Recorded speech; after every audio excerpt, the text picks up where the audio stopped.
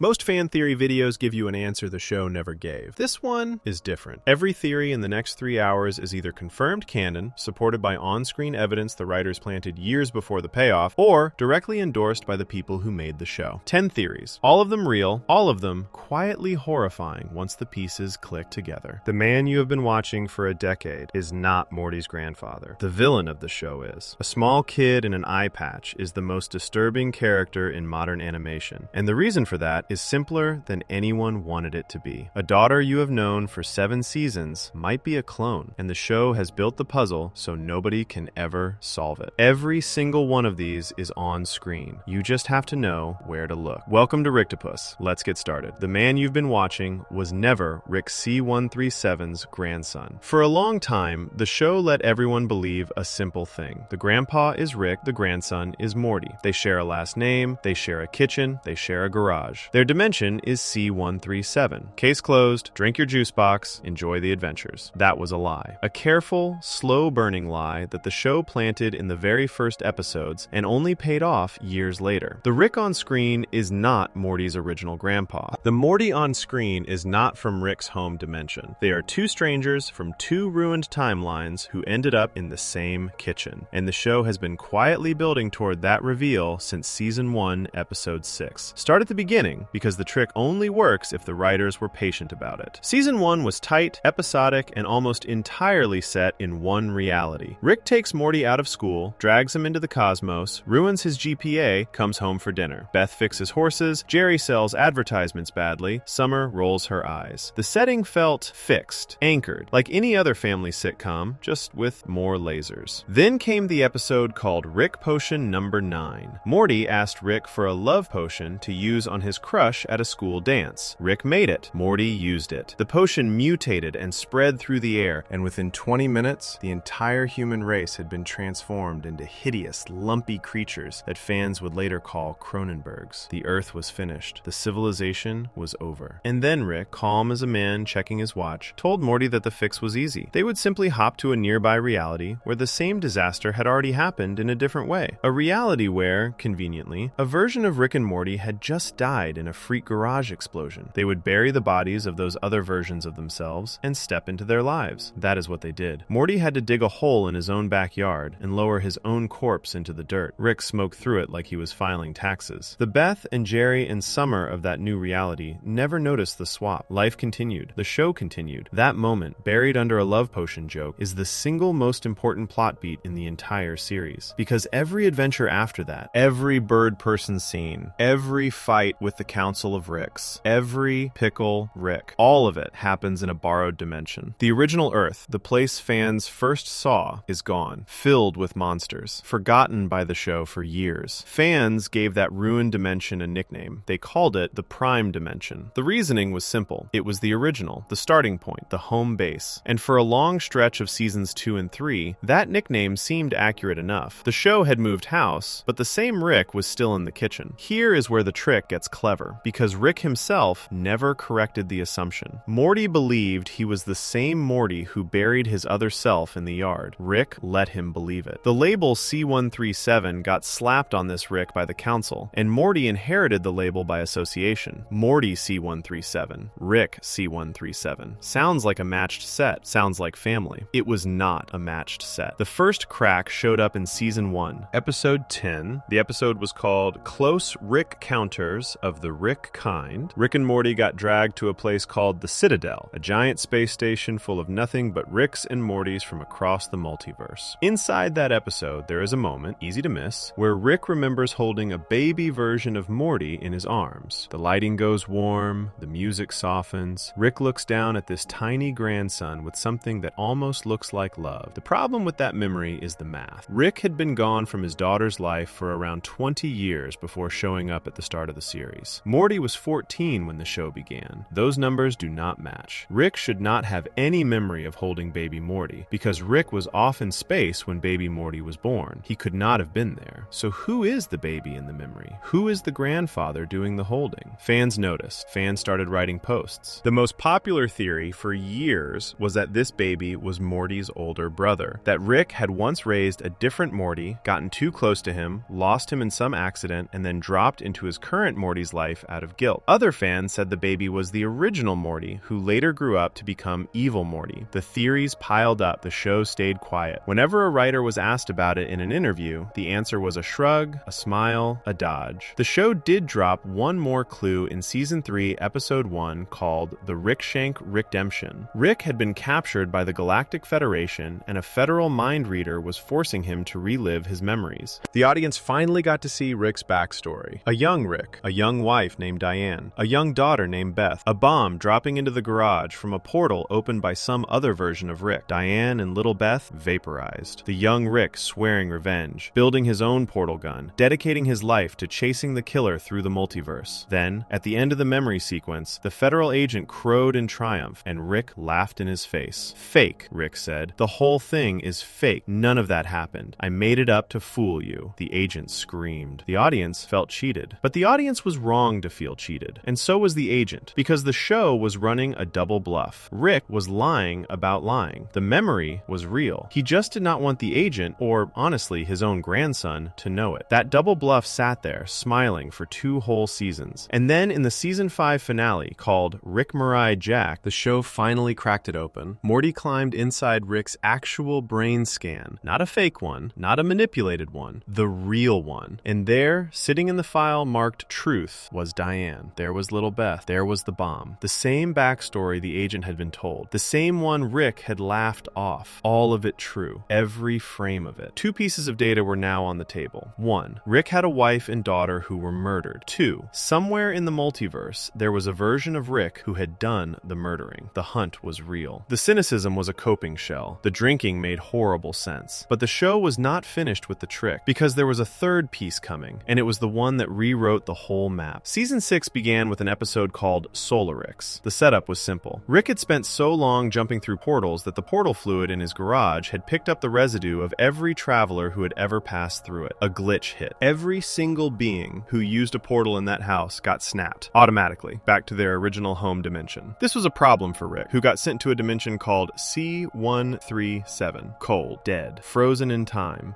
because Rick had paused the entire reality on the day he lost his family and had refused to let it move on. This was a bigger problem for Morty, who got sent somewhere else entirely. Morty got sent to the Cronenberg world, the ruined planet from Season 1, the dimension that fans had been calling Prime. Stop on that for a second, because it matters. Morty's home dimension is the Cronenberg world, the dimension Rick and Morty hopped into back in Rick Potion number 9, the one with the buried bodies in the backyard. That was where Morty came from in the first place, and the portal glitch sent him right back to it, which means the Morty audiences have been following. The one who buried his alternate self, the one who has been on every adventure since, was the original resident of that dimension. The Cronenberg world is his home, but it is not Rick's home. Rick went to a totally different dimension, C137, where his Diane and his Beth had died. A reality with no Morty in it. A reality with no Summer, no Jerry, no family at all anymore. Rick had a daughter who died as a small child. He never had a Morty. So the math finally lined up. The Rick the audience has been watching was born in C137 and lost his family there. He built a portal gun. He started traveling. At some point during those travels, he found a version of his daughter Beth who had grown up. A Beth from a totally different dimension, in a different reality, with her own husband Jerry and her own kids Summer and Morty. That version of Beth's father was missing. That version of Beth had a hole in her life shaped exactly like a grandpa. And Rick, broken and grieving and chasing a killer, slid into that hole. He moved into a dead man's house. He took up a grandfather role he had not earned. He became Morty's grandpa by stealing the title from somebody else. Which raises the obvious question: whose seat did he take? The answer, finally given in the same Season 6 premiere, is the one fans had been circling for years. The Rick who had originally been Morty's grandfather, the one whose absence created that hole in the family, that was the killer. That was the version of Rick who had dropped the bomb on Diane and little Beth back in C137, the bad guy of the entire show. He had a name now too, Rick Prime, the original portal gun inventor, the Rick who walked away from his own family, the Rick who taunted Rick C137, sent the bomb to vaporize Diane, and then fled into the wider multiverse, leaving his abandoned daughter, an adult Beth in the Cronenberg dimension, without a father. C137 then spent decades hunting Prime. He killed countless other Ricks looking for him, and along the way, he found Prime's own abandoned family, Beth and her kids, including Morty, and decided that was the family he was going to live with. Maybe out of love, maybe out of strategy, hoping Prime would come looking for them, maybe both at once. evidence. The show keeps that part a little fuzzy on purpose. The point is, the bait worked, the lie worked, the show worked. The Morty whose nervous voice opens every episode is Prime's grandson by blood. Not the main Rick's. The original grandpa was the bad guy. The current grandpa is a stranger who slid into the role to chase a ghost. Two of the most beloved characters in modern animation are not actually related. The whole grandfather and grandson bond, the catchphrase, the 100 years promise from the pilot, it is built on a swap. Sit with that for a moment. The show has always pretended to be a cartoon about a smart grandpa and his dumb grandson. It is actually a cartoon about a grieving stranger raising another man's child while hunting that same man across infinity. The warmth between them is real, the blood is not. And every time Rick calls Morty his grandson, he is using a word that, technically, belongs to somebody else. This is also why Morty matters more than any other Morty in the multiverse. He is not just any Morty. He is the grandson of the original portal gun inventor. He is the only Morty in existence who came from a dimension with a working portal Rick. That is why the bad guy made him. That is why the good guy keeps him. Both Ricks, in different ways, see this kid as a piece of the same broken family. There are smaller pieces of evidence stitched all through the seasons that hold this up. The baby Morty memory in season 1. That was Rick Prime, holding the baby Morty he would later abandon. That memory was inside C-137's head only because Prime had once scanned C-137's brain and the file got copied. The hostility between C-137 and the Citadel. That fits because C-137 was always a rogue Rick with a personal vendetta, never one of the Council types. The reason no Council Rick ever recognized Morty as a Rick's grandson at first glance? That fits too, because Morty technically belonged to a different Rick's family tree. Even the strange beat in season 5 where Rick has a wall of every Morty he has ever considered a partner, and our Morty is not on it, fits. C-137 keeps bringing this specific Morty along, not because he raised him,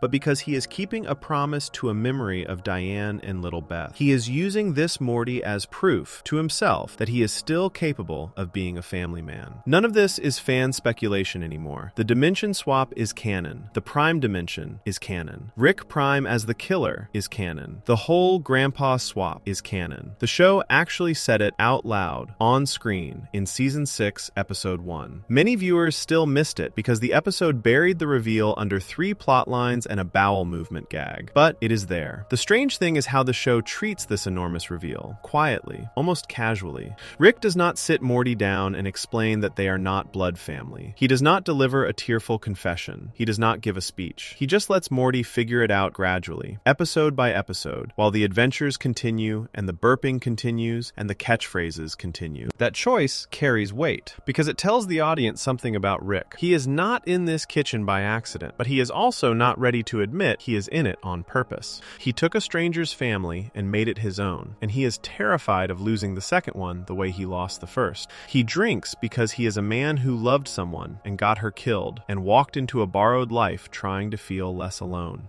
Which means every dumb little fart joke between Rick and Morty has a different flavor when reheard with this in mind. Every late night talk in the garage, every save in the middle of an alien battlefield. They are not grandpa and grandson. They are two survivors of two destroyed worlds who happened to find each other and chose, without saying it out loud, to be each other's family anyway. That is sadder than any pure blood version of the story would have been, and it is more beautiful too. The grandpa swap is the foundation of everything. Once it is in place, the rest of the show stops being a string of random adventures and starts being a long, slow story about grief and theft and chosen love. Before we move on, if you're enjoying this analysis, please consider subscribing. It helps the channel tremendously. But the swap is only the front door. The killer who set all of this in motion, the version of Rick who actually murdered Diane, abandoned the original Beth, and then slipped into the multiverse laughing, that man has a face, a smile, and a backstory of his own. And the closer the show gets to him, the worse the things he has done get. Section 2. Rick Prime and the murder that started everything. Every cartoon villain needs a face. The harder a show works to delay that face, the more weight the reveal carries when it finally arrives. Rick and Morty waited 5.5 seasons. 5.5 seasons of burping, alien fights, catchphrase shouting, dimensional plumbing, and quiet little hints dropped like crumbs. And then the show finally let the audience see, properly see, the man behind every drink Rick has ever taken. His name is Rick Prime. He looks almost identical to the main Rick. Same lab coat, same blue hair, same drool habit. The differences are small and chilling. His haircut is a little sharper. His eyes are a little flatter. His voice carries no warmth at all. The main main Rick has rough edges on his cruelty. Rick Prime has none. He is a clean kind of evil, the kind that smiles at you while it works. To understand why this character matters more than any other villain in the show, the story has to start where Rick himself started, inside a normal little garage, with a normal little family, in a normal little dimension. Long before any of the burping or the laser guns, the earliest version of Rick, the one who would grow up into the main Rick the audience has been following, was a young inventor with a wife named Diane and a small daughter named Beth. Not Space Beth, not Horse Surgeon Beth, a little girl Beth, maybe 5 or 6 years old, with a stuffed animal and a bedroom and a normal life. Diane was warm. Beth was happy. The young Rick was working in his garage on a project that, in his own dimension, no other scientist had cracked yet. He was trying to build a portal gun, a device that could open doorways between universes. He was close. He was almost there. He was the smartest version of himself in his own little reality, and he was about to change the whole shape of his world forever. Then a portal opened in his garage that he had not made. Out of that portal stepped a different Rick. Same face, same voice. A jacket with sharper lines and a haircut with a little more attitude. This other Rick was friendly at first. He greeted the young Rick like an old friend. He explained, with a smug little smile, that he was a Rick from a different dimension, and that he had already cracked the portal gun problem long before. He was the first Rick to ever do it. He had been bouncing around the multiverse for a long time, and he had taken it upon himself to track down other versions of himself in other realities and offer them the gift of leaving, the gift of joining the multiverse. The young Rick listened. The young Rick said no. That answer is everything. It is the moment that splits the whole show into two paths, because the visiting Rick, Rick Prime, had just been politely told by another version of himself that family was more important than dimension hopping. Diane was upstairs. Beth was upstairs. The young Rick had built a life he loved more than he loved being the smartest man in the universe. He did not want what Prime was offering. He wanted to finish his portal gun on his own terms, in his own time, and probably never even use it. He had what he needed already. For Rick Prime, that answer landed like an insult. The thing Prime had given up, the family, the wife, the daughter, was the thing this lesser version of himself had decided to keep. Prime had walked away from his own Diane in his own original dimension. He had abandoned his own little Beth there too. He had told himself that science and exploration were worth the cost, that being the first Rick to crack interdimensional travel made the loss of a wife and child a fair trade. And now, here was a softer version of him, in a softer little garage, choosing the other way, choosing the family, choosing love over genius. Prime could not stand it. The way it played out is almost worse than rage. He did not argue, he did not threaten. He just left, politely, through his portal, smiling. A short while later, another portal opened in the same garage. This one had no Rick in it. It had a small device, the size of a softball, and that device was a bomb. The bomb dropped onto the workbench, beeped once, and detonated. The garage lit up. Diane, who had come downstairs at the sound, was vaporized. Little Beth behind her was vaporized. The young Rick, knocked across the room, lived, wounded, burned, bleeding, alive. The two people he had refused to give up for the multiverse were now gone because of a man wearing his own face. Everything Rick has ever been since that moment was set in motion that night. He spent days in a hospital bed, then weeks. Then he came back to his ruined house, stared at the empty rooms, and made a decision. He was going to finish his portal gun. He was going to get good enough at multiversal travel to chase Rick Prime through every reality that existed. And he was going to find him, and he was going to kill him. That is the real reason the main Rick exists. Every gadget, every drinking session, every dismissive insult he throws at his current family, all of it traces back to that bomb. He did not invent the portal gun out of curiosity. He invented it as a weapon of pursuit. For decades after that, Rick traveled. The show has not shown the full hunt, but it has shown enough. He moved through countless realities. He killed countless other Ricks who got in his way or who pretended to be Prime to throw him off. He picked up friends along the way. Bird Person, Squanchy. He fought a galactic government called the Federation, joined rebel forces, became a wanted criminal, helped tear down empires. All of it, secretly, was a side project. All of it was him keeping busy while the trail went cold. The hunt was the whole life. Everything else was scenery. Now here is the trick that makes Prime more than just a villain in a coat. Prime did not only kill one Diane. The show eventually reveals that Prime had been moving through the multiverse for a long time before he ever met the young Rick, and Prime had been killing every Diane he came across. Read that again. Every Diane. In every dimension. In every reality where a version of Rick had been smart enough to invent the portal gun, Prime would track that Rick down, find his Diane, and end skinned her. Sometimes he killed the Beth too. Sometimes he just wounded the Rick. The pattern was the same every time. Find a Rick who had built something close to what Prime had built. Approach him. Offer him the multiverse. If the Rick said no, if that Rick chose family over freedom, Prime erased the family. The reason for this comes down to ego. Prime had abandoned his own Diane long ago in his original dimension. He had told himself that loss was the price of greatness. He could not stand the existence of any other version of himself who had managed to keep both. Every happy Rick was an insult to his own choice. So he killed them all, slowly, across infinity, until he was the only Rick left who had given up love for science and was at peace with that trade. This makes him one of the most twisted antagonists ever put into an animated comedy. He is not killing for revenge. He is not killing for power. He is killing to protect his own self-image. He is murdering wives and daughters across the multiverse because he cannot bear the idea that another version of him made the better choice. When Rick finally faces Prime in the 7th season, in an episode called Unmortrican, the audience gets a few more pieces. Prime walks Rick through the rooftop showdown like a man who has done this before. He talks about the murders the way someone might talk about a hobby. He laughs about the bomb. He even tells Rick, with a smile, that he made him. That without Prime, there would be no portal gun in this Rick's hands. No multiversal travel. No Morty. No Smith family at the dinner table. Without the murder of Diane, Rick would have stayed in his quiet garage and never become the man on the screen. You're welcome, Prime says. That line is the whole character in 2 words. He is a man who turned the worst day of someone else's life into a brag. He is the version of Rick that all the other Ricks could have become if they had given up the last bit of love they had left. The fight ends with Rick winning. Prime dies on a Cronenberg rooftop with a chunk of his own portal gun crystal jammed into his head. 20 years of hunting come to an end. There is no joy in the moment. The main Rick stands there for a long beat, and the score goes quiet, and there is no triumph on his face. Only the deflated emptiness of a man who has just lost the one thing that gave his life shape. And here is where the layers get really good, because of how Prime ties back into the grandfather swap from the last section. Remember, the main Rick is from a dimension called C137. The Morty he travels with is from the Cronenberg dimension. That Cronenberg dimension is Prime's original home. Prime is the one who walked away from that dimension's Beth and Jerry and kids long before the show began, which means Prime, technically, was originally Morty's grandfather by blood. The bad guy of the show was always Morty's real grandpa. The good guy of the show is the man who slid into the empty seat to chase him. That fact reframes a lot of small moments. The way Rick studies Morty sometimes when Morty is not looking. The way he insists on bringing Morty along even when Morty would rather stay home. The way he keeps Morty close even after the swap was confirmed. Part of that is genuine love. The other part is bait. As long as Rick is raising Prime's grandson, there is always a chance Prime might come looking for him. Morty is family. Morty is also a fishing line. The show is honest about this in a few quiet beats. Rick does not always look at Morty with the eyes of a grandfather. Sometimes he looks at him like a man checking a trap. There is one more piece of Prime that stings: the cloning. Prime never aged. He stayed roughly the same age across all the years of the hunt. The main Rick aged normally, went gray, got worn down, got drunk every night, while Prime stayed sharp and young and dangerous. The implication, dropped softly across multiple episodes, is that Prime had cracked the secret to staying young. Maybe through clones, maybe through some serum. The detail does not matter as much as the meaning. The villain refused to let time touch him. The hero let time wreck him. One of them was protecting his ego. The other was punishing himself for surviving. Even the smaller patterns hold up under this lens. Why does the main Rick get drunk every single day? Because the man he could not stop was a sober, focused, ruthless version of himself. And getting drunk is the only way to feel different from him. Why does the main Rick keep his sentences cruel and his face flat? Because he learned, over decades, that any soft moment is a target. Diane and Beth were soft moments. They got vaporized. Why does the main Rick throw himself into reckless adventures? Because Prime taught him that nothing in any reality is permanent. And a man with a portal gun and unlimited universes can be anywhere or no one at any moment. Why does the main Rick have a hard time saying "I love you" to anyone? Because the last time he said it, it ended in fire. The whole personality is a callus. The personality is the scar tissue from one bad day in one small garage in one quiet dimension a long time ago. There is a final, smaller layer that often gets missed. When the main Rick finally killed Prime, he did not feel free. He felt empty. The show makes this clear in the episodes that follow. The hunt had been the structure of his entire adult adult life. Once it was over, there was nothing left for him to do except sit at the dinner table and pretend to enjoy the company of a borrowed family. He had spent so long defining himself as the man chasing the killer that the moment the killer died, the man chasing him stopped existing too. The post-prime Rick is quieter, sadder, more likely to look at Morty with something like guilt. That is the trick of writing a great villain. Prime is not scary because of his powers. He is scary because the main character cannot exist without him. The hero needed the villain to give his life shape, and once the villain is gone, the hero has to figure out what is left of him underneath all the years of revenge. What is left, the show suggests, is mostly just a tired old man who misses his wife. Diane's name keeps coming back too.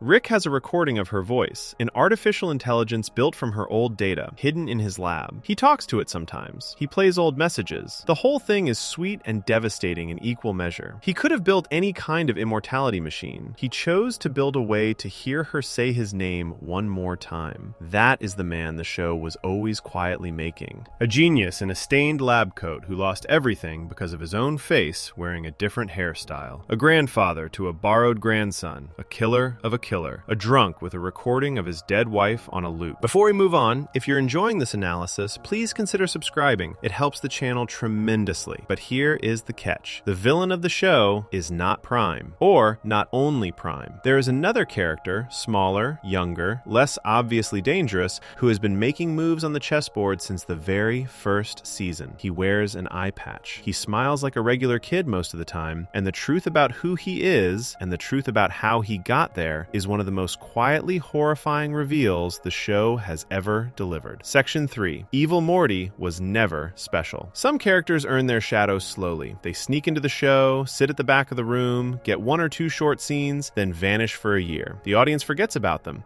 Then, when the writers feel like the moment is right, they walk back to the door and burn the place down. Evil Morty is that kind of character. He was on screen for a total of about 4 minutes in his first appearance. He had no dialogue worth quoting. He had no name. He was credited only as Eye Patch Morty. And yet somehow, by the time the show finally let him deliver his big speech, he had become the most feared figure in the entire series. Bigger than Rick Prime, bigger than the Galactic Federation, bigger than the Council of Ricks. A small kid with a soft voice and a black eye patch, and the whole multiverse went quiet when he showed up. For years, fans built him into a legend. The show let them. His first appearance came in Season 1, Episode 10, called Close Rick Counters of the Rick Kind. The plot was straightforward at first. The Council of Ricks was hunting a serial killer. Some Rick out there had been murdering other Ricks across the multiverse and stealing their Mortys. The Council blamed the main Rick. They dragged him to the Citadel, accused him, and almost executed him. He cleared his name by tracking down the actual killer to a hidden base, where the audience saw a creepy-looking Rick in dark glasses, surrounded by hundreds of captured Mortys hooked up to a giant pain machine. That was supposed to be the bad guy, Evil Rick, the mastermind, the murderer of dozens of his own kind. Then came the twist. The main Rick fought Evil Rick and beat him. The pain machine started to break. The captured Mortys broke free, and in the middle of the chaos, the camera lingered on one specific small Morty in the corner of the room. He had a black eye patch. He picked up a controller. He pressed a button. Evil Rick collapsed and shut down like a toy with the batteries pulled. Evil Rick had been a puppet. The actual brain behind the operation, the one who had been controlling the whole murder spree, was the small kid in the eye patch. He took off the patch, revealed a glowing cybernetic eye underneath, and walked away into a crowd of identical-looking Mortys who had just been freed. Nobody could pick him out. He vanished. That was it. That was his whole introduction. Less than a minute of screen time. No name, no backstory, no follow-up. And it was enough to break the audience. Because the show had just quietly told everyone watching something they had never been told before. Mortys can be smarter than Ricks. Mortys can be cunning. Mortys can be the bad guy. The whole framework of the series, dumb little Morty as the sidekick, smart old Rick as the boss, had a giant crack running through it now, and the writers were not in a hurry to patch it up. For the next several seasons, Evil Morty became the boogeyman of the show. Fans wrote essays. Fans made videos. Fans built complex theories about who he was and where he came from. The most popular guess for a long time was that he had to be the original C-137 Morty. The first Morty the main Rick had ever traveled with. A kid Rick had abandoned somewhere in the multiverse who had survived, hardened, and come back for revenge. That theory had support. The little baby Morty memory in Rick's mind. The fact that the eye patch covered an eye that had been damaged or replaced. The way he held a grudge specifically against Rick's. It all fit. Other fans went further. Maybe Evil Morty was actually a Rick in disguise. disguise. A Rick who had performed brain surgery on himself and pretended to be a Morty to stay under the radar. That theory explained the intelligence gap. It explained why he had been smart enough to fool every Rick on the council. Other fans went further still. Maybe Evil Morty was a time-traveling future version of regular Morty. Maybe he was a Morty from a dimension where Rick had died and Morty had been forced to become his own grandfather figure. Maybe he was an original being from before the multiverse split. The theories got wilder every season. He came back in season 3, episode 7, called the Ricklantis Mix-Up. That episode took place entirely on the Citadel of Ricks, the giant space station full of Ricks and Mortys, and it followed several different storylines. One of them was a political campaign. The Citadel was holding an election for president. A small, underdog Morty was running. He was earnest. He was inspiring. He gave speeches about how the Citadel had been treating Mortys badly for too long, how Mortys deserved respect, how a Morty in charge could finally make things right. He won by a landslide. The Citadel cheered. Mortys hugged each other. Then the camera cut to a quiet office. The new president stood with his back to the audience. The lights went dim. He turned around. The eye patch was on his eye. The camera held on his face for a long, slow moment, and the song For the Damaged Coda, a soft, sad piano piece, played over a montage of corpses being thrown out of the Citadel airlocks, bodies floating into space, Mortys and Ricks who had figured out who he was, executed by his guards, ejected from the station to drift forever among the stars. Evil Morty was now the elected leader of the only place in the multiverse where Ricks gathered in numbers. He had infiltrated the very heart of the enemy. He had voted himself into power through a system the Ricks had built, and he had used the very first day of his presidency to start a purge. The show let him sit there for 2 more seasons before checking back in. The fan theories kept growing. Fans were certain the next reveal would be a giant origin story. They wanted the time travel. They wanted the lost original Morty. They wanted the brain swap. The deeper the show went, the bigger the explanation needed to be. Then came season 5, episode 10, the finale, Rick Mirai Jack. Evil Morty invited the main Rick and Morty to a quiet dinner. He sat them down at a table and made polite small talk while a hidden machine scanned Rick's brain in the background. He had been planning this dinner for years. He needed something specific from Rick, something locked inside Rick's memories, and he was finally going to take it. What he wanted was the location of the wall. The wall was the secret nobody on the show had named yet. It was called the Central Finite Curve. It was a dome, an invisible boundary that the main Rick, long ago, had built around a specific section of the multiverse. Inside that dome, every dimension contained a Rick who was the smartest being in his own universe. Outside that dome, there were dimensions where Rick was not the smartest. Dimensions where some other person, some other species, some other kind of mind had outpaced him. The main Rick had built the wall to make sure he never had to live in a reality where he was second best. Every Rick the audience had ever met, every adventure the audience had ever watched, every Citadel meeting, every council vote, every alternate Rick the show had explored, all of it had been happening inside that one tiny pocket of the multiverse. A pocket curated by the main Rick to keep his ego safe. Evil Morty hated the wall more than he hated any single Rick, because the wall, in his view, was proof that every Rick was a coward. They wanted to be smart, but only on their own terms. They wanted to be infinite, but only inside a fence they had built themselves. The wall was a lie the Ricks had agreed to live inside. He wanted out. He used Rick's brain scan to find the weak point, hijacked the Citadel's power supply, and at the cost of every Rick and Morty still living on the Citadel, blended into fuel for the engine, he tore a hole in the wall and stepped through it. He left the safe little pocket of dimensions where Ricks ran the show. He went somewhere none of the audience had ever seen, a place where Rick is not the smartest man alive. He smiled, walked into a sunset that looked unlike anything the show had ever drawn, and the credits rolled. That was supposed to be his big moment. The fans walked away from that finale waiting for the origin story, the big, sad backstory, the reason. Everyone assumed it was coming. It came in season 7, episode 5, Unmortrican. The cold open of that episode showed a regular Morty arguing with a regular Rick in a normal little garage. The Rick was being cruel. The Morty was being dragged on a dangerous adventure he did not want to go on. The Rick yelled at him. The Morty looked tired, in a way only a kid who has been yelled at too many times can look tired. They went on the adventure. The Rick took risks the Morty never agreed to. The Morty got hurt. The Rick laughed. Then the Morty went home, walked into a workshop, and built a small device. He hid the device under an eye patch, walked back into the garage, and used it to kill his Rick. That was the origin story. That was all of it. There was no special bloodline, there was no time travel, there was no first Morty or stolen identity or rare dimensional anomaly. Evil Morty was just a regular Morty, the same kind of regular Morty that the main one is. He had a regular Rick, he had regular adventures. He got pushed too hard, one too many times, and one day he snapped and built the device and ended his grandfather and started erasing himself from every database he could find. Then he started the long plan. He learned everything he could. He hunted other Ricks for their knowledge. He set up the evil Rick puppet to test the Citadel's defenses. He ran the political campaign. He took the presidency. He blew up the wall. All of it from the same starting point. A grumpy old man yelled at him too many times, and the kid finally yelled back with a weapon. That reveal is what makes him the most disturbing villain in the entire show. He is not unique. He is not chosen. He is not different. He is what every Morty could have become if their Rick had been a little crueler, or if they had been a little less patient, or if the right tool had ended up in their hands on the right bad day. The implication runs sideways through the rest of the series. Every Morty is a possible evil Morty. Every Rick has, in some small way, been training a Morty to become this exact thing. The dynamic between the main Rick and the main Morty is, in this light, more dangerous than anyone wants to admit. Rick is harsh. Rick is reckless. Rick puts Morty in life-threatening situations roughly twice an episode. Rick has, on more than one occasion, almost gotten Morty killed because of his own carelessness. The main Morty has, somehow, kept his patience, so far. Evil Morty's whole speech in the finale was built on this idea. He told the main Morty that if any version of Rick has ever gotten on his nerves, that means he has the same evil inside him too. Evil, in this show, is just a Morty who finally fought back. Goodness is just a Morty who has not snapped yet. The line between hero and villain is one bad day in a long string of bad days. This also explains why the song that plays whenever Evil Morty appears is so specifically sad. Damaged Coda is not the music of a master plan paying off. It is the music of a kid who lost something, learned to hate, and never stopped hating. There is no triumph in those notes. There is only mourning. The show has used that song 3 different times for him, and it has felt the same every time. And here is the part that hooks deepest. Once the audience understands that Evil Morty is not special, every other Morty in the show changes shape. The Morty who runs the Citadel Mafia, the Morty who teaches at a Morty Academy, the frightened Morty in line at the Citadel coffee shop, the brave Morty leading the rebellion. Each of them is a possible turn. Each of them is, in some sense, a Morty waiting to crack. The show has slowly become a meditation on what happens to a kid who is treated like a battery for someone else's adventures. Evil Morty is the version that pushed back. The main Morty is the version that has not yet. That fact is the heart of all the smaller moments now. The fights between Rick and Morty in the garage are not little gags. They are tests. The way Rick sometimes apologizes, sometimes does not, sometimes notices the line, sometimes walks straight over it. Every choice nudges the main Morty closer to the version of himself that snaps, or further from it. The show is not telling a story about a special evil kid. The show is telling a story about how easy it is to make one. But there is one beat in Evil Morty's whole arc that does not fit this clean reading. A small one, easy to miss. In the showdown with Rick Prime in Unmortican, Evil Morty actually helps the main Rick. He shows up, he fights, he stays until the job is done. He even acknowledges on his way out that the main Rick is different from the others. Not nice, not good, just different. Why did he do it? Why did the kid who hates every Rick choose to help one of them stay alive? Before we move on, if you're enjoying this analysis, please consider subscribing. It helps the channel tremendously. That mystery is its own door, and behind it sits a different kind of question altogether. Because some of the strangest moments in the whole series, quiet anomalies that even Dan Harmon has admitted are not what they seem, point to a possibility that the audience may have been fooled at a level deeper than the dimension swap, deeper than Rick Prime, deeper than Evil Morty himself. There is a chance, supported by clues hidden in plain sight across multiple seasons, that the Rick and Morty on screen are not always the Rick and Morty the audience thinks they are watching. Section 4. The ticket theory and why you're not watching the show you think you are. Most fan theories live and die in comment sections. They get posted, they get debated for a week, and then the next episode airs and everyone moves on. A small handful of theories are different. They get posted, they survive years of scrutiny, they pick up evidence as the show goes on, and eventually a writer or a creator drops a quiet hint in an interview that the theory might actually be true. Those are the dangerous ones. The ticket theory is the king of those. It started with a single 5-second moment that the show treated like a throwaway gag. Season 2, Episode 2. The episode is called Morty Night Run. Rick and Morty start the episode by dropping Jerry off at a place called Jerry Boree. The show plays this like a daycare joke. Jerry Boree is a holding pen for alternate versions of Jerry from across the multiverse. The Jerrys hang out, watch boring movies, eat snacks, color, nap. Rick checks his Jerry in the way someone might leave a dog at a kennel. He hands his Jerry over to a clerk. The clerk gives Rick a small paper ticket with a number on it. Rick stuffs the ticket into a pocket. He and Morty leave for their adventure. The number on the ticket is 5126. The episode rolls on. Rick sells a weapon to an alien assassin. Morty has a moral crisis about it, runs off to try to save the assassin's target, accidentally kills the assassin, gets pulled into a long story involving a gas creature called Fart. There is singing, there is violence, there is a heartfelt message about the cost of mercy. The episode ends. Rick and Morty come back to Jerry Burry to pick up Jerry. Rick reaches into his pocket and pulls out his ticket. The clerk takes it, walks into the back, and brings out a Jerry. The episode ends with Rick, Morty, and that Jerry walking out of the building. The credits roll. Most viewers laughed at the Jerry jokes and went to bed, but somebody noticed something. A Reddit user, watching the same scene a few days later, paused on the moment when Rick handed over the ticket at the end. The number on the ticket Rick handed back was 5126. Then the camera cut to a wider shot of the lobby, and there in the background was a different Rick approaching the desk. That second Rick was holding his own ticket. The number on his ticket was also 5126. Two Ricks, same ticket number, picking up Jerry's at the same time. Rick had grabbed the wrong ticket. Or another Rick had. Either way, the Jerry that the main Rick walked out with was not the Jerry he had checked in. And the Jerry that the other Rick walked out with was the Jerry the main Rick had brought in. The two Ricks had silently swapped Jerry's without realizing it, which means the family who walked into the house at the end of that episode was not the same family who had left. That is where the theory begins. And once it begins, it does not stop. Because if Jerry got swapped, then the Rick and Morty who came home with the swapped Jerry are now living in a different family unit than the one the audience started with. Maybe they noticed. Probably they did not. The Jerrys at Jerry Burry look more or less identical. And the differences between them are the kind of small personality quirks that a husband or a daughter or a Rick might not even pick up on. Beth might have noticed if she was paying attention. She probably was not. Jerry was Jerry. That alone is a fun gag. The show could have stopped right there and let the swap be a tiny background joke, but the show did not stop. The very next time the audience saw the family was 2 episodes later in a story called Total Recall. Total Recall is the Parasite episode. The Smith family wakes up one morning to find their house full of strange characters. A pencil with arms, a hippie alien with a bandana, a muscular space cop, a friendly butler, a talking ghost in a jar. Each one of them claims to have been a part of the family for years. Each one of them comes loaded with warm, specific, vivid memories. The family laughs, they hug, they reminisce. Pencilvester remembers the time he and Beth went to the carnival. The space cop remembers helping Summer through a tough spell at school. Mr. Beauregard, the butler, remembers raising the kids practically as his own. Then Rick figures out what is happening. The strangers are alien parasites. The parasites can implant fake memories that feel completely real. They reproduce by being remembered fondly. The more good memories they create, the more parasites appear. Every loving thought is a doorway. The whole house is filling up with shape-shifting freeloaders who exist only because the family is too kind to question their own minds. The family runs through their memories one by one, identifying which of them feels suspiciously sweet and shoots the parasites that match. Pencilvester gets shot. Mr. Beauregard gets shot. The hippie alien gets shot. The ghost in the jar gets shot. Each one screams that they are real, that they have always been there, that the Smiths cannot do this. Each one pops back into a slimy little parasite body when the bullet hits. By the end of the episode, the house is empty again. The family hugs, the credits roll. Beth lifts a glass to make a toast. And then, sitting on the couch with a goofy little smile, is a yellow-skinned creature with a bowler hat and a mustache. He raises a glass too. He cheers along. Beth notices him. She gasps. She points the gun at him. He laughs nervously. He says her name. He calls himself Mr. Poopy Butthole. He tells her, with growing panic, that he is real. He has known the family for years. He has shared real moments with them. He is not a parasite. Beth shoots him. He hits the ground bleeding red. Real blood. Human blood. No slime. No transformation. The family realizes too late that he was telling the truth. He survives, eventually, and recovers off screen, and shows up later in the show for fourth wall breaking jokes. But the question that hangs over that ending is the loud one. Where did he come from? The show has been running for an entire season and a half at this point. The audience has watched dozens of family scenes. There have been birthdays. There have been arguments. There have been dinners. Mr. Poopy Butthole has never appeared in any of them. Not once. Not in a photo on the wall. Not in a background shot. Not as a cameo. He simply did did not exist before this episode. And now, suddenly, he is a longtime family friend who knows everyone by name. This is where ticket theory clicks into place like a key in a lock. Because if the family swapped Ricks 2 episodes earlier in Morty Night Run, or if the Jerry swap caused this whole episode to be happening to a different version of the family altogether, then it makes perfect sense. The Smith family in Total Recall is not the same Smith family the show started with. They are the family from Universe 5126. In that universe, Mr. Poopy Butthole has always been a friend. He is not a parasite. He is exactly what he says he is. The audience just stepped into his story by accident 2 episodes ago when somebody swapped tickets. The show has not officially confirmed the theory, but the show has dropped a series of small details that lean toward it. The biggest one is a piece of evidence that the creator himself, Justin Roiland, pointed out in an interview after the season aired. At the very end of Morty Night Run, when the original ticket swap happens, Rick is shown loading a small pile of green crystals into the back of his ship. Those crystals are a souvenir from the alien planet. Roiland confirmed that those crystals carry the seeds of the parasite infestation. The parasite pods are visible on the rocks, tiny pink blobs sitting on the stones. At the start of Total Recall, 2 episodes later, Rick is shown taking those exact same crystals out of his ship and throwing them away. The rocks were brought in by the Morty Night Run Rick. The infestation in Total Recall starts because of those rocks. The 2 episodes are linked, in the show's own canon, by a chain of cause and effect. Whatever Rick brought home from Morty Night Run is what set Total Recall in motion, which means if a swap happened in the first episode, it shaped the second. The Rick who let the parasite rocks loose on his family was not necessarily the same Rick the audience met in Season 1. He could have been the Rick from 5126, living in 5126's house, with 5126's Jerry and 5126's friend, Mr. Poopy Butthole. The other piece of evidence supporting this is even harder to wave away. Mr. Poopy Butthole appears in the opening credits of Total Recall. The show animates him into the title sequence, sitting between the other Smiths, smiling and waving like he has always been part of the show. Every other episode, before and after, the credits do not include him, just that one episode, as if the show itself had momentarily switched to a different version of the title sequence for a different version of the family. A tiny visual confession that the audience had crossed into a different reality without being warned. Dan Harmon, the show's co-creator, has been asked about the theory in interviews. He has not denied it. He has said the theory is logical. He has offered his own explanation as an alternative, which the next section will explore, but he has not closed the door on the dimension swap reading. The crew of the show has, in casual remarks, treated ticket theory as one of the smartest pieces of fan analysis ever produced about the series. Once the theory is accepted, it spreads. Because if the audience cannot trust that the Rick and Morty in Morty Night Run are the same Rick and Morty from the previous episode, then the audience cannot trust any episode without confirmation. Anytime a character appears who was not there before, anytime the family seems slightly off, anytime a continuity detail does not quite match, those moments stop being mistakes. They become evidence. The show is shifting between dimensions far more often than it tells the audience. Sometimes the swap is a 1-episode detour. Sometimes the swap is a season-long change of address. Sometimes, possibly, the swap is permanent, and nobody on the show ever realizes it. There is something almost beautiful about how this trick works on the viewer. Most shows ask the audience to suspend disbelief. Rick and Morty ask the audience to disbelieve their own memory, to accept that the warm, familiar family on screen might have been replaced once or twice or a dozen times since the pilot, and that the only person who would ever know for sure is a man who is too drunk to care. Ticket theory turns the show into a giant trust exercise. The audience trusts the camera. The camera does not always tell the truth. Before we move on, if you're enjoying this analysis, please consider subscribing. It helps the channel tremendously. There is, however, one piece of the puzzle that ticket theory does not fully explain. Mr. Poopy Butthole's bigger weirdness. The way he breaks the fourth wall. The way he stares directly into the camera at the end of season finales and talks to the viewer like he knows the show is a show. Even if he is from a different dimension, even if he is real in his own universe, that does not explain how he can see the audience. That talent belongs to one other character, and only one other character in the entire series. And what Dan Harmon himself has said about Mr. Poopy Butthole's true nature is, somehow, even stranger than the swap. Section 5. Mr. Poopy Butthole is not what he seems. Some characters on this show were designed in a writer's room. Others were sketched on napkins. Mr. Poopy Butthole was one of the napkin ones. The earliest version of him was a totally different character. A small, bullet-shaped guy named Bullet Boy. Justin Roiland, the co-creator, had been doodling characters like this for years. One of those doodles, a little yellow figure with a bowler hat, eventually made it into the show under the silliest name the writers could think up. The name itself is a joke. The hat is a joke. The voice is a joke. Everything about him reads like a goof. That is exactly why he is one of the most unsettling characters in the series. Pull back to the moment he first appears. Total Recall, the Parasite episode from the last section. The Smith family is hunting alien creatures who can plant fake memories. They shoot dozens of imposters. The episode ends. Beth raises a glass for a toast, and there, on the couch, is a small yellow man with a mustache, holding his own glass and smiling. Beth does not recognize him at first. Then she does. Then she does not. Then she shoots him. He bleeds red. Real red. He does not turn into a slimy parasite shell. He stays a small, bleeding man in a bowler hat, gasping out the words, "I really thought I was a friend of the family," before he loses consciousness. The episode ends. The credits roll. The audience sits in the awkward silence of having watched a beloved family shoot somebody who was, by every available test, real. He survives. He shows up later. He appears in finale credit scenes for years afterward, sometimes recovering, sometimes catching up with the family, sometimes sitting alone, watching the show on his own television and addressing the audience directly. That last detail is the clue most viewers brush past. He talks to the camera. He looks straight into it. He acknowledges the audience as if he can see them. He says hello. He gives little updates on his life. He thanks people for watching. That ability, the ability to break the fourth wall, to look at the camera and know there is a camera, belongs to exactly one other character in the entire series, Rick. The smartest being inside the central finite curve, the man who casually mentions, every few seasons, that he knows he is in a TV show. Nobody else on the show can do this. Not Morty, not Beth, not Summer, not Jerry, not Bird Person, not even Evil Morty, just Rick. And a small yellow man named Mr. Poopy Butthole. That is not a coincidence. The show does not give powers to characters at random. If a goofy little side character has the same metaphysical awareness as the smartest being in the multiverse, there is a reason. The audience just was not given that reason on screen. The reason came later, in an interview from the co-creator of the show himself. Dan Harmon, in a long conversation about the Parasite episode, was asked the obvious question. How is Mr. Poopy Butthole real? Where did he come from? Why is he in the credit sequence of one episode and nowhere else? How does the family seem to know him so well when the audience has never seen him before? And why, of all the characters in the show, can he break the fourth wall? Harmon's answer was the kind of answer that makes a fan stop and stare at the wall for a minute. He said, Mr. Poopy Butthole might be a parasite after all. Not the same kind that filled the Smith house in Total Recall. A different kind. A more advanced kind. A senior species, in his words. Where there are flies, there are spiders. The parasites in Total Recall were primitive. They could only build new memories. They had to manufacture every connection from scratch. The carnival trip, the school dance, the time the butler raised the kids. That kind of work takes effort, and the more memories a parasite forces into a brain, the more spots it creates where the brain notices the trick. Mr. Poopy Butthole, Harmon suggested, is a different kind of creature entirely. He does not build new memories. He does not manufacture warmth. He moves into holes that already exist. Every brain has gaps in it, moments that are blurry, childhoods that are half remembered, people at the edges of old photos whose names will not come back. A regular human brain has thousands of these little soft spots. Most of them are nothing. A few of them are wide enough for something to slip into. That is what he does. He finds the holes. He moves in. He fits himself into the empty space and lets the brain build the rest of the explanation around him on its own. The Smiths do not have any forced memories of him. They have organic ones. Old, fuzzy, comfortable ones. The kind of memories that feel real because they are exactly the shape of memories that have been fading for years. The other parasites needed to make people remember. He just needed people to forget the fact that he had not always been there. If that is true, and Harmon offered it as the most likely reading of the character, then the implications run wide, because a creature with that ability is not bound to one dimension. The other parasites were stuck in the house, infesting one family at a time. He moves through gaps. Every dimension has gaps. Every family has gaps. Every Rick has gaps. Mr. Poopy Butthole, in this reading, is not a single being living in a single reality. He is a kind of phantom that floats wherever the seams between memories are loose enough for him to settle. He can show up in Dimension 5126, in Dimension C137, in any reality he wants, because the only thing he needs to make himself real is a hole to climb into. That explains the fourth wall break. The show itself is a kind of memory. Television is built out of forgotten frames and remembered scenes. The audience watching the show has gaps too. He can address the camera because, on some level, he has slipped into the space between the show and the people watching it. The viewers have a Mr. Poopy Butthole shaped hole in the part of their brain that says, this is is just a show, and he has wedged himself into it. He is real on the screen because the audience has accepted him as real. That is a darker idea than it first sounds, because it means the warmth of his character, the goofy hat, the friendly smile, the cheerful voice, is part of the trick. He survives by being lovable. The other parasites died because the family figured them out. He is still alive because the family loves him too much to look at him directly. Every season finale credit scene where he chats with the audience is, in this reading, him reinforcing his hold, keeping himself in the gap, filling out his own space. He is not the villain of the show. He is not a threat. He has never tried to take over a planet or hijack the multiverse or hurt anybody. The horror of him is quieter than that. The horror is that he is harmless, and he is fake, and he is loved anyway. He is what happens when a brain prefers a comforting lie to an empty space. There is one more piece of evidence that backs Harmon's reading. In the Parasite episode itself, the family shares a single bad memory of him, just one. Most of the parasites can only generate good memories. That is the rule the writers use to let the family separate the real from the fake. But Mr. Poopy Butthole gets a flashback that is not a happy one. The family remembers being trapped in an elevator with him after watching a bad musical version of The Hulk. It is not a sweet memory. It is a frustrating, awkward, embarrassing memory. None of the other parasites can produce one of those. Only Rick himself notices this in the episode and uses it to sort him from the rest. The detail is small. It is also the point. He can do something the lower parasites cannot. He is a different species, a more advanced one, a more dangerous one in a sense. Because the only defense the family had against the regular parasites was the discomfort their own memories failed to provide. Take that defense away. Let a parasite produce real, complicated, lived-in memories, and there is no test left, no way to spot it. No way to know if anybody in the family is who they say they are. That last thought is the one that lingers. If Mr. Poopy Butthole is the kind of parasite that fills holes instead of forcing memories, and if that ability lets him produce both good and bad memories, then there is no test the show or the audience could ever run that would prove he is the only one of his kind in the family. There could be more. There could be people in Beth's life, in Jerry's life, in Summer's life, who are exactly the same kind of creature and who simply have not been pointed at yet. The writers have never closed that door. The show does close one smaller door. In a comic series tied into the show, there is a story called Lil Poopy Superstar. That comic gives Mr. Poopy Butthole a home world, a planet where he was a famous movie star before he got tired of fame and moved to Earth to live a normal life. Some fans cite this comic as proof that he is a regular alien with a real backstory and Harmon's parasite theory is wrong. The catch is that the comics are not always treated as canon by the show itself. The comic could be a separate continuity. The comic could be a cover story. The comic could be exactly the kind of biography a smart parasite would invent for himself once he realized people were asking too many questions. Whichever version is true, the character keeps doing the same odd things in the show. Showing up unannounced, talking to the camera, disappearing for whole seasons, reappearing when nobody calls for him, living a quiet life in a small apartment with photos of the Smith family on the wall, and addressing the audience as if he can see them through the screen. There is one image in particular that lands different once Harmon's reading is in place. In one of his late credit scene appearances, Mr. Poopy Butthole sits alone in his apartment with a scrapbook. He flips through pages of his own life. There are photos of his wedding, photos of his child, photos of the Smith family. He talks about how full his life has been, how many people have meant something to him, how lucky he feels. It is the warmest scene the character has ever had. It is also the one that most clearly resembles a creature reassuring itself that it has earned the space it lives in. He flips through the proof of his own reality. Photographs are memories made solid. He keeps them close. The show has never confirmed Harmon's reading on screen. The show has also never offered a better one. So the most authoritative voice on the character is the man who made him. And the man who made him says, with a small grin, that the lovable family friend is probably a phantom species that lives in the holes inside people's heads. Sit with that for a second. Then notice that the show is full of those holes. The dimension swaps, the cloning machines, the memory gaps Rick installs in his family for fun, the time travel, the brain scans, the alternate selves. Every one of those moments creates the kind of space a creature like Mr. Poopy Butthole could live in. Every one of those moments could be hiding a guest the family does not know they have. Before we move on, if you're enjoying this analysis, please consider subscribing. It helps the channel tremendously. But there is one specific kind of hole the show has spent more time on than any other. A hole shaped exactly like Beth Smith. Two of them, actually. One on Earth and one in space. The show has been daring the audience for years to figure out which one is real, and the truth is that the answer was never meant to be findable. Section 6. Which Beth is the clone, and why Rick made sure nobody could ever know. Beth Smith spent most of the early seasons as the quiet center of the family. family. The horse surgeon, the grown-up daughter, the one who held everything together while Jerry whined and Rick burped and the kids drifted off into space. She had a few scenes here and there. She had a few breakdowns. She mostly stayed in the background. Then, Season 3, Episode 9, called The ABCs of Beth, took her aside for a single conversation that broke the show. The setup was simple. Beth had spent the season feeling stuck. She loved her kids. She loved her work. She also felt like a smaller version of herself, a side character in a life that was supposed to be hers. The episode dragged her into a magical kingdom called Poopy Land that Rick had built for her when she was a child, and forced her to face some hard truths about who she had become. By the end of the episode, she was sitting across from her father in a quiet kitchen, and Rick was making her an offer. He could clone her. The pitch was straightforward. If Beth wanted to leave Earth, leave Jerry, leave the kids, and go explore the universe like a young Rick once had, she could. Rick would grow a perfect copy of her. Same face, same voice, same memories. The clone would slot into her life and live it on her behalf. The kids would never know. Jerry would never know. Beth would be free. She thought about it. She struggled. She told Rick she could not decide. She asked him to choose for her. The show then did something cruel and brilliant. Rick made the clone. He put both versions of his daughter into sleep pods in his lab. Then, on purpose, he peeled the labels off the pods so neither of them said which one was the original. Then he shuffled the pods around. Then he turned away. Even he no longer knew which Beth was which. One of the two Beths woke up on Earth and went back to her family. One of the two Beths woke up later and found herself alone in a corner of his lab, free to leave. Either one might have been the real Beth. Either one might have been the copy. Rick had built the system to make sure no test, no memory, no piece of evidence could ever tell them apart. The Beth that stayed on Earth went back to Jerry, made up with him, raised the kids through several more seasons. The Beth that left became a wanted intergalactic criminal called Space Beth, fighting against the Galactic Federation in deep space, building a reputation as one of the most dangerous fugitives in the galaxy. Years later, in Season 4, both Beths met face to face in the Smith house. Both of them, by that point, suspected they might be the clone. Both of them looked at each other the way a person looks at their own reflection when the reflection blinks first. They argued, they fought, they almost killed each other. And then, in a quiet moment toward the end of the episode, they made peace and decided to share the family. Earth Beth would stay with Jerry and the kids. Space Beth would visit when she could. Neither of them was going to let the question of who was real become bigger than the fact that both of them, by every measure that mattered, were Beth Smith. The audience kept hoping the show would answer the question anyway. The audience hoped wrong. Several pieces of evidence have been laid down over the years that point towards Space Beth being the clone. A mobile game tied to the show, called Pocket Mortys, briefly listed Space Beth's character as Clone Beth before the label was changed. Some fans took that as a slip from the developers. Others took it as a deliberate hint dropped by people who knew the truth. Space Beth also has a small streak of blue in her hair, and the show's other co-creator, Dan Harmon, has used a similar visual signal in his other shows to mark out duplicate or evil versions of characters. Space Beth's nose is slightly different in shape from Earth Beth's nose. The same slope on every other Beth in the show, including young Beth in flashbacks, matches the Earth one. Each of those clues, taken alone, points one direction. Other pieces of evidence point the other way. In the original conversation between Rick and Beth in The ABCs of Beth, Rick told Beth that the clone would carry all of her memories, all of her wants, all of her instincts. The clone would believe she was Beth. The clone would behave exactly the way Beth would behave under the same circumstances. So the question of which Beth chose to leave and which Beth chose to stay does not, by Rick's own design, prove anything. Either Beth could have chosen either path. The Beth on Earth being more domestic does not prove she is original. The Beth in space being more adventurous does not prove she is the copy. The point of the cloning was that no amount of behavior could give the answer away. Rick built it that way on purpose. Beth herself has admitted in a few quiet moments that she stopped wanting to know. She told Rick that the question was a trap. The longer she chased the answer, the more it would unravel her sense of self. Whether she was the original or the clone, she had a daughter who needed her, a husband she had grown to love again, and a life she had decided was hers. The certificate of authenticity did not change any of those facts. Then came the chip. In the Season 4 finale, called Star Mort Rickturn of the Jerry, Space Beth came back to Earth and discovered a small device implanted in the back of her neck. A doctor told her the chip was a kill switch. If she ever got too close to the other Beth, the chip would vaporize her. She raced home, ready to murder Rick for tricking her into being the disposable copy. She found Rick. She found the other Beth, and Rick, calmly, showed her that the other Beth had a chip too. Both of them, identical, ready to vaporize either one if the other got close enough. That detail is the heart of the whole arc. apart. Rick had not left the original Beth alone and chipped only the clone. He had chipped both. He had built the whole system so that neither Beth was treated as the disposable one.